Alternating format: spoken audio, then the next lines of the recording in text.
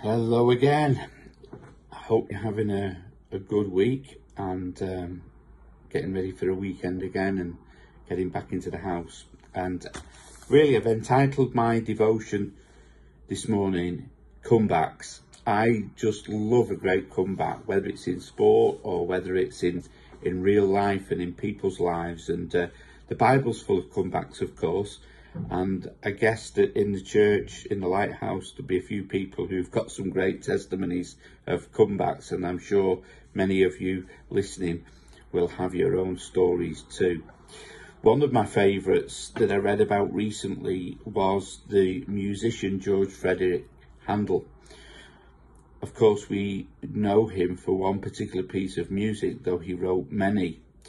Back in the 18th century when he lived, he had a number of failed compositions and he was in crippling debt. And by the time he reached 56, back in 1741, he actually had had enough and he was ready to pack in, and he said he's going to prepare his farewell concert and then retire at the grand old age of 56.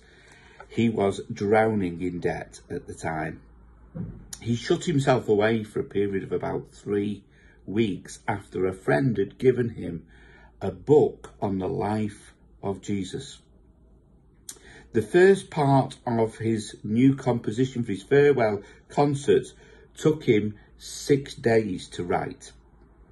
The second part took him 9 days, and the third part took another 6 days, about 21 days in total. He had instructed people not to bring him any meals and not to disturb him whatsoever, although some people did bring him meals. And right at the end of the 21 days, one of the people brought him a meal, knocked on his door, was so concerned about his state of health. He opened the door and his face was aglow. And he says, "I think I have seen all heaven before me and the great God himself." Of course, he had just finished writing the Hallelujah chorus, and the rest, as they say, is history. Handel's Messiah had been completed, and to be honest, one of the best pieces of music I think you will ever hear.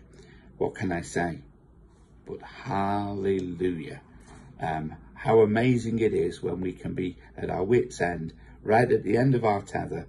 God can come and pick us up again, lift us up, inspire us, give us fresh revelation so that we can see amazing things happen. Don't lose heart today.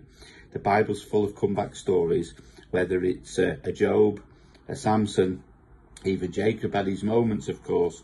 And let's remember Peter. He made a bit of a comeback too, didn't he? The prodigal son. And we mustn't miss out Joseph, of course, as well. Have a great day. Remember, the Lord can give you your own personal comeback. God bless you today. We're coming back as a church. Good to see you. God bless.